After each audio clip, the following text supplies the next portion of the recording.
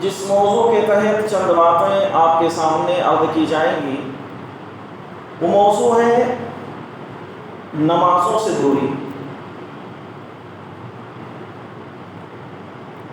محترم سامعین، اگر ہم غور کریں اور اپنی تخلیق کا مقصد دیکھیں کہ اللہ تبارک و تعالیٰ نے ہمیں کیوں پیدا کیا ہے، تو ہمیں اللہ رب العزت کا وہ فرمان ملتا ہے کہ وَمَا خَلَقْتُ الْجِنَّ وَالْإِنسَ إِلَّا لِيَعْبُدُونِ، میں نے انسانوں اور جناتوں کو صرف اور صرف اس لیے پیدا کیا کہ وہ میری عبادت کریں۔ ایک انسان جو دنیاوی طور پر اپنی زندگی گزار رہا ہے، وہ دنیا میں سب کچھ حاصل اگر کر لے لیکن وہ اپنی زندگی کو اللہ تبارک و تعالیٰ کے حوالے نہ کرے، یا پھر یوں کہہ لیا جائے کہ ایک شخص دنیا کی خواہشات، دنیا کی رنگینیوں میں پڑ کر اپنی اس مالک حقیقی کو بھول جائے جس مالک نے اسے اس دنیا کے اندر بھیجا اور یہ بتا کر بھیجا کہ ہم نے تمہیں جو بھیجا ہے اس کا اصل مقصد یہ ہے کہ تم میری عبادت کرنا۔ اب دیکھنے میں آتا ہے کہ اگر اللہ نے کہا کہ ہم نے تمہیں پیدا کیا کہ تم میری عبادت کرو، تو ظاہر سی بات ہے ایک ہے عبادت، ایک ہے عبد، ایک ہے عبادت، ایک ہے عابد، ایک ہے معبود۔ ہم جو ہیں عبد ہیں، بندے، غلام، بلکہ یوں کہہ لیا جائے کہ آج کے الفاظ میں کہ نوکر۔ اللہ تبارک و تعالیٰ نے ہمیں بندہ ہی کہا، جیسا کہ اللہ تبارک و تعالیٰ نے فرمایا کہ سبحان الذی اسری بعبدہ۔ تو اللہ رب العزت نے ہمیں جو اپنا بندہ قرار دیا اور ہم نے یہ جانا کہ عبد، بندہ یعنی غلام یا نوکر وہ ہوتا ہے، فرما بردار نوکر وہ ہوتا ہے جو اپنے مالک کی کہی گئی ہر بات کو بلا چوچرا قبول کر لے۔ اگر اس کے مالک نے کسی بات کا حکم دیا تو اس کو بلا اعتراض اس پر عمل کرنا شروع کر دے۔ اس کی مثال اگر ہم دیکھیں، بادشاہ نے اپنے یہاں کام کرنے والے 3 لوگوں کو بلایا اور تینوں لوگوں کے ہاتھوں میں ایک ہتھوڑی اور ایک قیمتی ہیرا دے دیا اور پہلے سے کہا کہ تم اس ہیرے کو توڑ دو۔ اس پہلے شخص نے کہا کہ بھائی یہ تو اتنا قیمتی ہیرا ہے، اس ہیرے کو میں توڑ کر ضائع اور برباد تو نہیں کر سکتا، لہذا مجھ سے یہ کام نہیں ہوگا۔ اس بادشاہ نے دوسرے سے بھی یہی حکم دیا اور کہا کہ دیکھو تمہارے ہاتھ میں جو ہیرا ہے اور ایک ہاتھ میں ہتھوڑی ہے، تم اس کے ذریعے سے اس ہیرے کو توڑ دو، یہ میرا حکم ہے۔ اس نے بھی یہی بات کہی کہ بہت قیمتی ہے، اس کو میں ضائع اور برباد نہیں کر سکتا توڑ کر۔ اس بادشاہ نے تیسرے کو حکم دیا اور یہ کہا کہ تم نے جو اپنے ہاتھ میں ہیرا پکڑ رکھا ہے، میرا یہ حکم ہے کہ اس ہیرے کو توڑ دو۔ اتنا سننا تھا کہ اس کے بادشاہ کی زبان سے یہ لفظ ادا ہوئے، فوراً اس تیسرے شخص نے ہتھوڑا اٹھایا اور اس ہیرے کو توڑ دیا۔ معلوم یہ ہوا کہ جب اس سے یہ پوچھا گیا کہ بھائی 2 لوگوں سے کہا گیا، دونوں نے انکار کر دیا، اور تم سے جب میں نے یہ بات کہی کہ تم اس ہیرے کو توڑ دو تو تم نے بغیر کچھ سوچے سمجھے اس ہیرے کو توڑ کیوں دیا؟ تو اس نے کہا کہ جہاں پناہ، اصل آپ ہمارے مالک ہیں اور ہم آپ کے غلام، ہمارے لیے ضروری یہ ہے کہ آپ نے ہمیں جس چیز کا حکم دے دیا ہے اسے کر ڈالنا، یہ مت دیکھنا کہ یہ قیمتی ہے یا قیمتی نہیں ہے۔ تو آپ جب ہمارے مالک ہیں، ہم نے حکم دیا، آپ نے مجھے حکم دیا کہ ہیرا توڑ دو، ہم نے ہیرا توڑ دیا، بات ختم۔ یہی چیز ہے کہ اللہ تبارک و تعالیٰ نے ہمیں جس چیز کا حکم دے دیا ہے ہمیں اس کا مزہ لانا ہے، کیونکہ اللہ تبارک و تعالیٰ ہمارا مالک ہے اور ہم اللہ تبارک و تعالیٰ کے بندے ہیں۔ اور ایک بندے کا کام یہ ہوتا ہے کہ اللہ رب العزت اسے جس چیز کا حکم دے رہا ہے، چاہے اس بندے کا عقل جو ہے اس کو گوارا کرے نہ کرے، اس کے سمجھ میں آئے نہ آئے، بلکہ وہ یہ جان لے کہ اگر اللہ کا فرمان ہے تو ہمیں اس پر عمل کرنا ہے۔ اب ہمیں یہ دیکھنا ہے کہ اللہ تبارک و تعالیٰ نے جو کہا کہ ہم نے تمہیں دنیا میں پیدا کیا تاکہ تم میری عبادت کرو، اسی طرح سے اللہ تبارک و تعالیٰ نے قرآن کریم کے اندر ارشاد فرمایا، یا ایھا الذین آمنوا استعینوا بالصبر والصلاۃ ان اللہ مع الصابرین۔ اے وہ لوگوں جو ایمان لائے، تم مدد حاصل کرو صبر کے ساتھ اور نماز کے ساتھ۔ ان اللہ مع الصابرین، بے شک اللہ تبارک و تعالیٰ صبر کرنے والوں کے ساتھ ہیں۔ ایک دوسرے مقام پر اللہ تبارک و تعالیٰ نے فرمایا کہ ان الذین آمنوا وعملوا الصالحات، بے شک وہ لوگ جو ایمان لائے، وعملوا الصالحات اور اچھے اعمال کیے، اور اسی طرح سے واقاموا الصلاۃ، جو نماز کو قائم کرتے ہیں، جو نماز کو پڑھنے والے ہیں، وآتوا الزکاۃ، زکوٰۃ ادا کرنے والے ہیں، لہم اجرہم عند ربہم، ان کے لیے جو وہ یہ کام کر رہے ہیں، نماز پڑھ رہے ہیں، زکوٰۃ دے رہے ہیں، اس کا جو بہترین بدلہ ہے ان کے رب کے پاس ہے۔ ولا خوف علیہم ولا هم یحزنون۔ اور اسی طرح سے اگر غور کیا جائے، جب اللہ تبارک و تعالیٰ نے ایک انسان کو یہ بتلایا کہ ہمیں نماز پڑھنی ہے، یہ نماز جو ہے یہ پھر یوں ہی نہ سمجھا جائے کہ ہم پر یہ بوجھ ڈال دیا گیا۔ آج اگر غور کر لیا جائے تو ایک انسان اسے بوجھ ہی سمجھتا ہے، بلکہ اگر دیکھا جائے تو اللہ تبارک و تعالیٰ نے نبیوں کو بھی نماز پڑھنے کا حکم دیا۔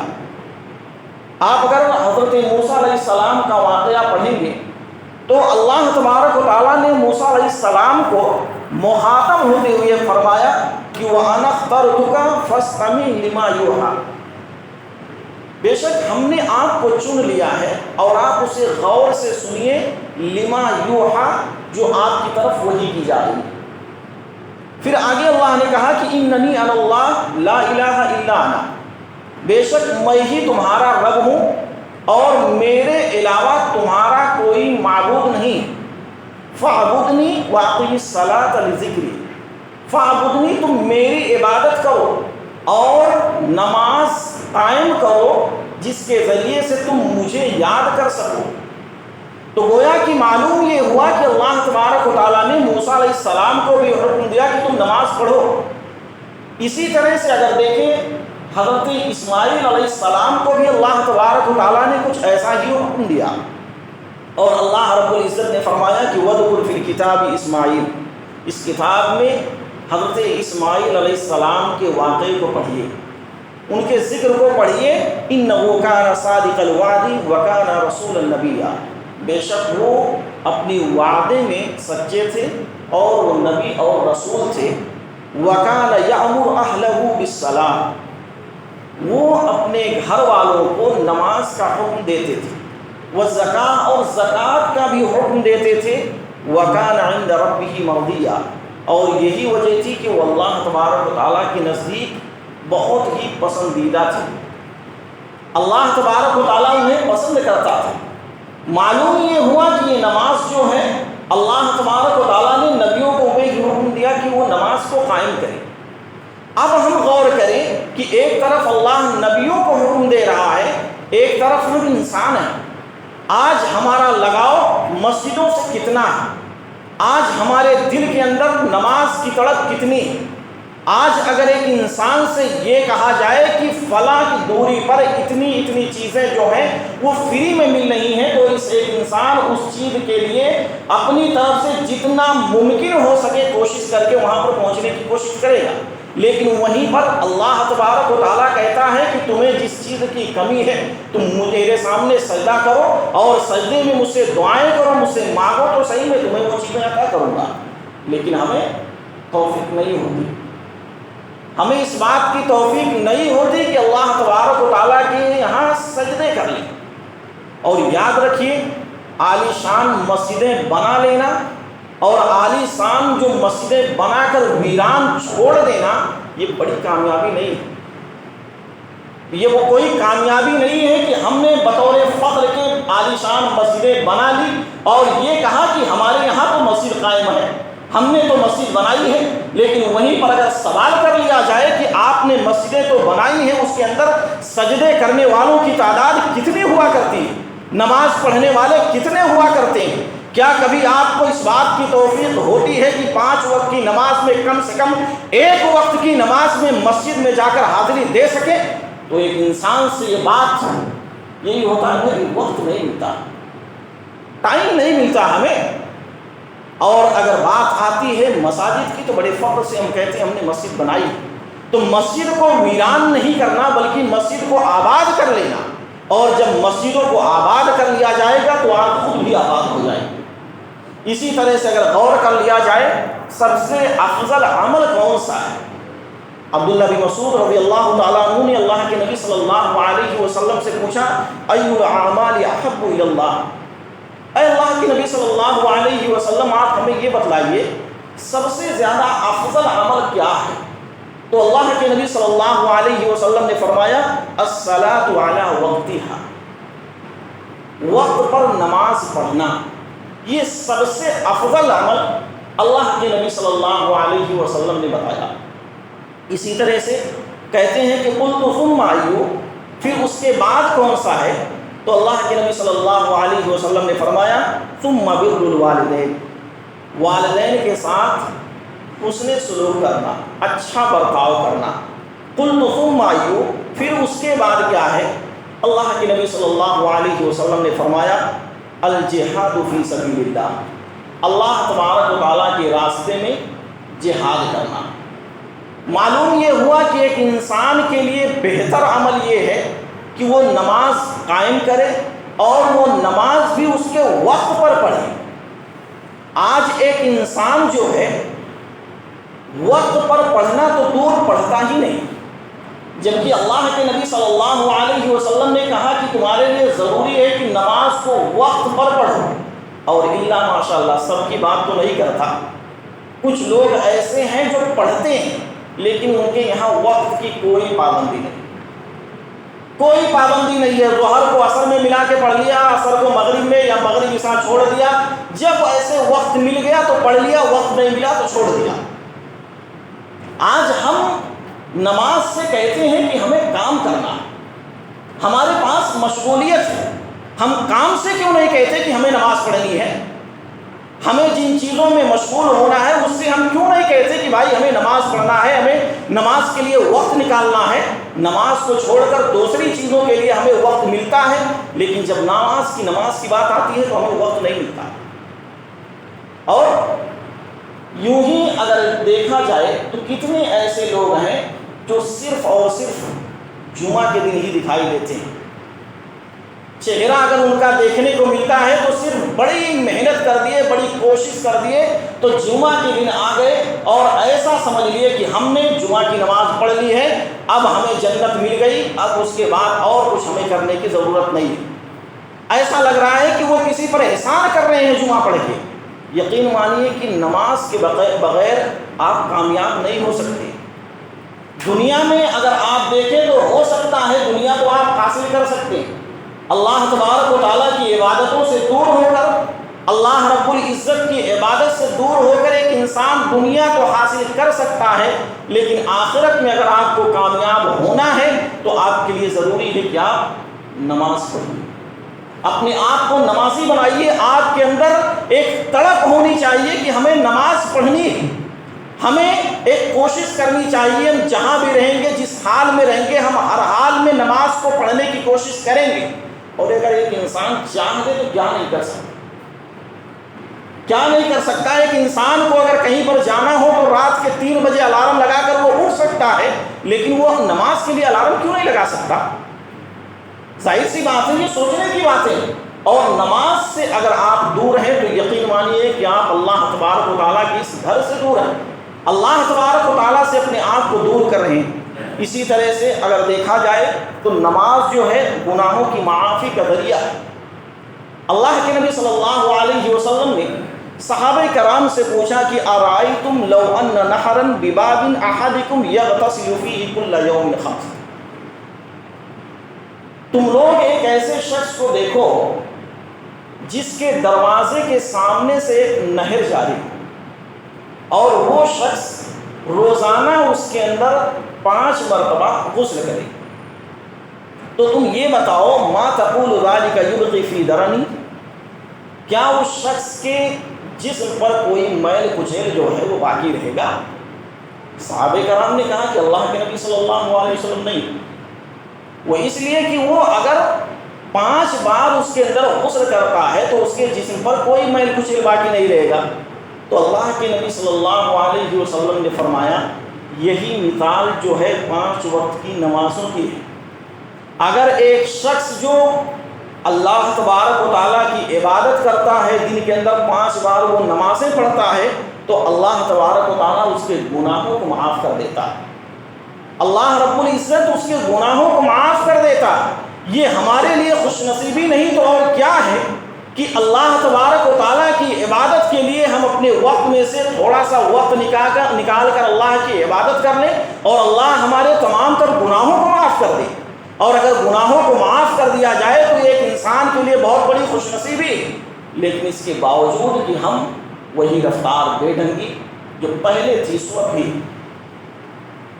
ہم اپنی اسی رفتار پر چل رہے ہیں۔ کہنے کو بہت کچھ کہا گیا، سننے کو بہت کچھ سنایا گیا، لیکن ہماری حرکت وہی رہی جیسا ہم پہلے سے کرتے آ رہے ہیں۔ ہم نے اپنی نفس کو اپنی خواہشات کے مطابق اور اسی طرح سے اپنے اس جسم کو اپنی خواہشات کے مطابق بنا لیا، جو ہمارا دل چاہتا، جو ہماری خواہش ہوتی، اس خواہش کے مطابق اپنی زندگی گزار رہے ہیں۔ ہمیں فرق نہیں پڑتا کہ اللہ تبارک و تعالیٰ کا فرمان کیا ہے اور اللہ کے نبی صلی اللہ علیہ وسلم کی تعلیم کیا ہے۔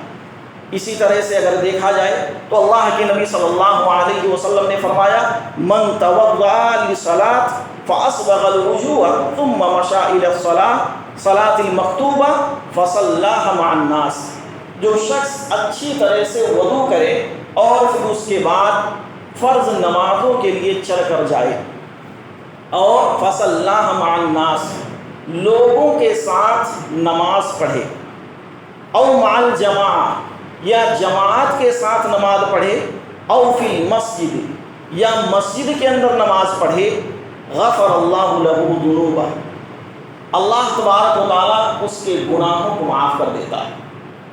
ہم اپنا محاسبہ کریں اور یہ دیکھیں کہ آج یہ جو 3 قسمیں اللہ کے نبی صلی اللہ علیہ وسلم نے بتائی کہ مع الناس، جو لوگوں کے ساتھ نماز پڑھے یا پھر جماعت کے ساتھ نماز پڑھے یا کم سے کم وہ مسجد کے اندر نماز پڑھے، ان تینوں میں سے میں کس کیٹیگری میں آتا ہوں؟ میرا شمار کس میں آتا ہے؟ کیا میں لوگوں کے ساتھ جماعت کے ساتھ نماز پڑھتا ہوں، یا میں مسجد کے اندر کم سے کم داخل ہو کر حاضری دے کر نماز پڑھتا ہوں، یا پھر میں یوں ہی اپنی زندگی کے ساتھ کھلواڑ کر رہا ہوں؟ اور یاد رکھیے وہ زندگی کس کام کی جو آپ کو اللہ تبارک و تعالیٰ کی عبادت نہ کروا سکے۔ ایک انسان کی زندگی کا مقصد جو اللہ تبارک و تعالیٰ نے بتلا دیا، اگر اس مقصد میں آپ کامیاب نہیں ہوتے ہیں، ایسی زندگی سے آپ کو کیا فائدہ؟ وہی ہے زندگی بے بندگی، شرمندگی۔ اگر آپ کی زندگی ہے اس کے اندر اللہ تبارک و تعالیٰ کی عبادت نہیں، اللہ کی بندگی نہیں ہے، تو پھر سوائے شرمندگی کے اور کوئی چیز آپ کو حاصل ہونے والی نہیں ہے۔ اسی طرح سے اگر غور کر لیا جائے تو سب سے پہلا جو سوال کیا جائے گا وہ سوال جو ہوگا نماز کے تعلق سے ہوگا۔ نماز کے تعلق سے سب سے پہلے سوال کیا جائے گا۔ اللہ کے نبی صلی اللہ علیہ وسلم نے فرمایا ان اول ما يحاسب به العبد لصلاته فان صلحت فقد افلح وانجح، سب سے پہلے قیامت کے دن بندے سے جو سوال کیا جائے گا وہ نماز کے بارے میں سوال کیا جائے گا۔ اللہ تبارک و تعالیٰ پوچھے گا کہ اے بندے بتا تو نماز پڑھتا تھا یا نہیں پڑھتا تھا؟ دنیا کے اندر تو نے جو زندگی گزاری تھی اس کے اندر تو نمازی تھا یا نہیں تھا؟ اگر وہ اس کے اندر کامیاب ہو گیا تو اس کے لیے نجات ہے، لیکن وہیں پر اگر وہ شخص نماز میں ناکام ہوا تو یقین مانیے کہ اس کے لیے شرمندگی ہوگی۔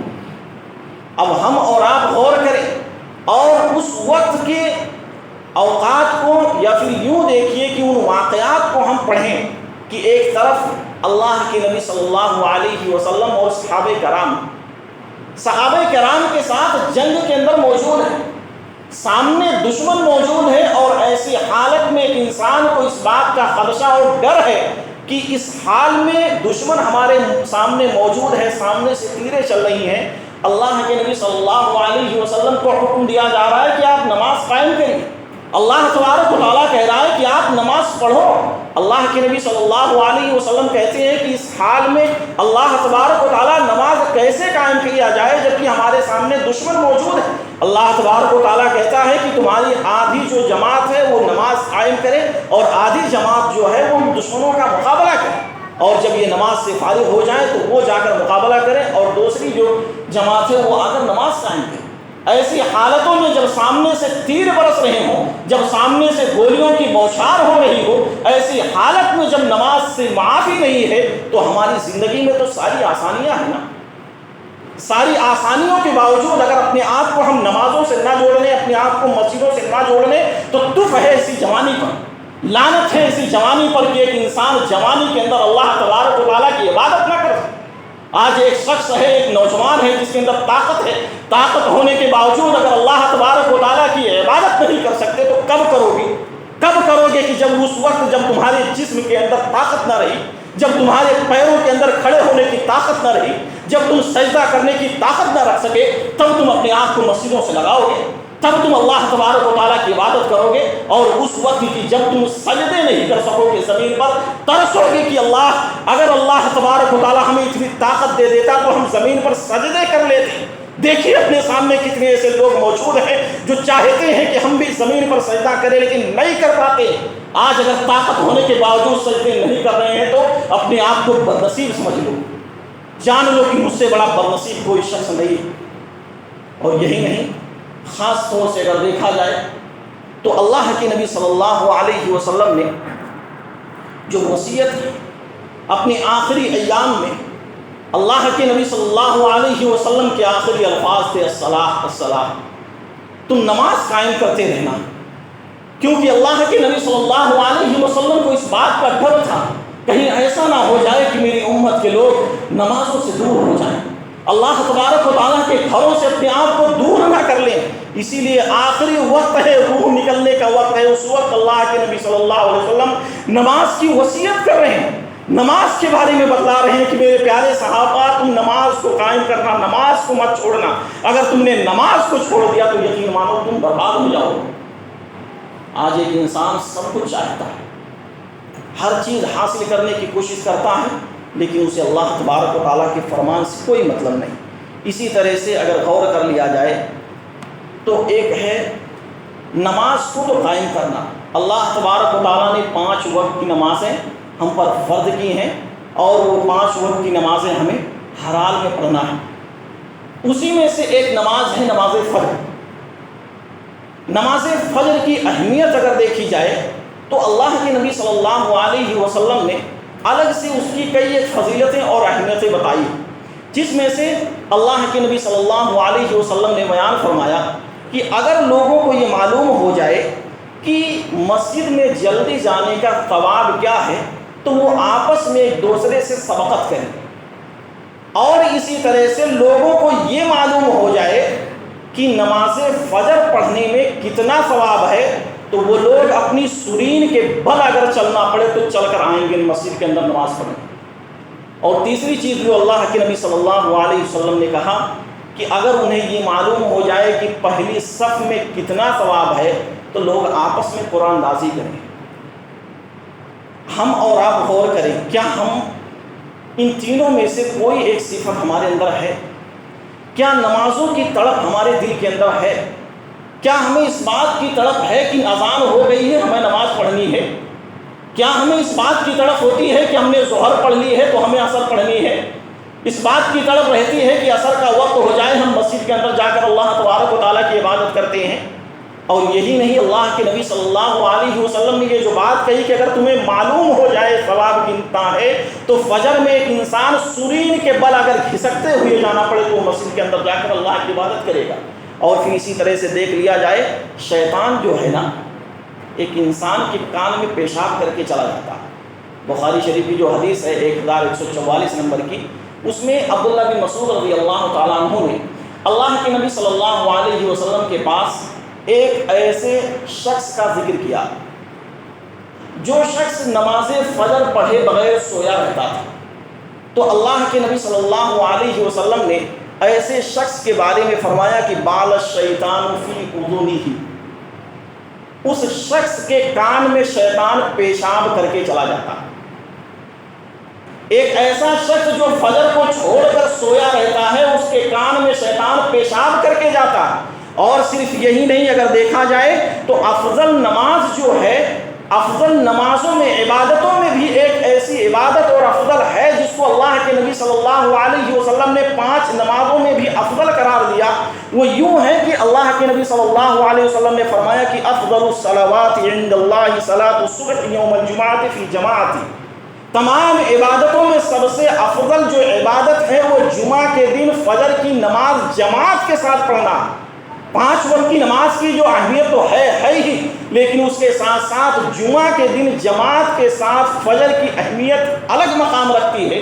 ہم اور آپ اپنے دل پر ہاتھ رکھ کر سوچیں، غور کریں کہ آج اگر ہم سے یہ سوال کر لیا جائے کہ کتنے ایسے لوگ ہیں جنہوں نے آج فجر کی نماز میں جماعت کے ساتھ نماز پڑھی ہے، اللہ ماشاء اللہ 2-4 لوگوں کے علاوہ کوئی ہاتھ اٹھنے والا نہیں، 2-4 لوگوں کے علاوہ کوئی ہاتھ اٹھنے والا نہیں۔ بعض دفعہ شرم آتی ہے دیکھ کر کہ اللہ، جمعہ میں اتنے لوگ موجود ہوتے ہیں، نماز فجر میں ایسا وقت آتا ہے انتظار کرنا پڑتا ہے، انتظار کی 2-4 منٹ رک جاؤ، ہو سکتا ہے کوئی اور آ جائے تو کم سے کم ہم جماعت بنا کر نماز پڑھیں۔ کب ہم پڑھیں؟ کب ہمیں نمازوں کی طرف ہمارے دلوں کے اندر ہوگی؟ کب ہم اپنے آپ کو صبح میں بیدار کریں گے اور اللہ تبارک و تعالیٰ کی عبادت میں لگائیں گے؟ اور اگر آج ہم نے اپنے آپ کو سونے اور کھیلنے اور کھانے میں لگا دیا تو یقین مانی ہماری زندگی کامیاب ہونے والی نہیں۔ بہت افسوس ہوتا ہے ایک انسان جب دیکھتا ہے کہ ایسی مسجدیں ویران نظر آتی ہیں تو انسان کا دل اندر سے تڑپ اٹھتا ہے، رونا آتا ہے کہ اللہ تیرے یہ بندے جو تجھ سے کتنا دور جا رہے ہیں، تو ان کے اندر چلو تھوڑی دیر کے لیے مانتے ہیں۔ دن میں ہمیں موقع نہیں ملتا، دن میں ہمیں وقت نہیں ملتا، ظہر میں ہم اپنے کاموں میں مشغول ہوتے، عصر میں اپنے کاموں میں مشغول ہوتے، لیکن کم سے کم فجر میں تو ہمیں وقت ملتا نا۔ فجر میں ہم کیوں نہیں نکال سکتے؟ 5 وقت میں کم سے کم 1 وقت تو ہم مسجد کے اندر حاضر ہو ہی سکتے نا۔ اور جو ہوتے بھی ہیں اللہ ماشاء اللہ، کبھی پڑھ لیا کبھی چھوڑ دیا، دل میں آیا تو چلو نماز پڑھ کر آ جاتے ہیں، نہیں آیا تو چلو سوتے رہتے ہیں، اور کسے دیکھنے والا ہے۔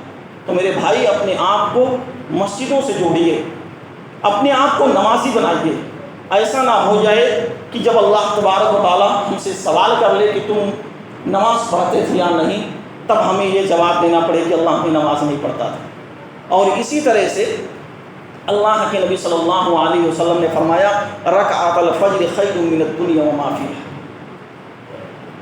فجر کی 2 جو سنتیں ہیں نا، خیر من الدنیا وما فیہا، دنیا اور اس کے اندر جتنی بھی چیزیں ہیں اس سے لاکھ درجہ بہتر ہے۔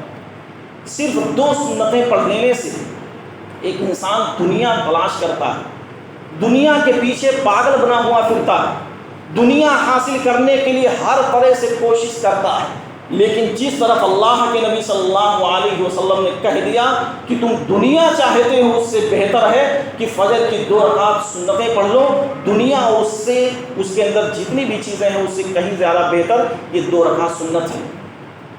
لیکن ہمیں یہ 2 رکعت سنت پڑھنے کی توفیق نہیں ہوتی۔ ہمیں دنیا چاہیے، صبح سے لے کر شام تک مر مر کر ہمیں خون پسینے بہا کر دنیا چاہیے، لیکن ایک طرف جس کہا جا رہا ہے کہ 2 رکعت تم نماز پڑھ لو، یہ دنیا اور معافیہ سے بہتر ہے، اس کی ہمیں توفیق نہیں ہوتی۔ اور یہیں پر میں ایک بات یہ بھی کہوں گا، جو پڑھتے بھی ہیں ان کا حال یہی ہے، جماعت کھڑی ہو گئی، 1 رکعت ختم ہو گئی، تب آتے ہیں، بعد میں اٹھ کر 2 رکعت سنت پڑھتے ہیں۔ کیوں پڑھ رہے بھائی بعد میں تو بھی پڑھ سکتے نا بھائی۔ اگر یہی چیز ہے تو آپ نے روزانہ کا معمول کیوں بنا لیا ہے؟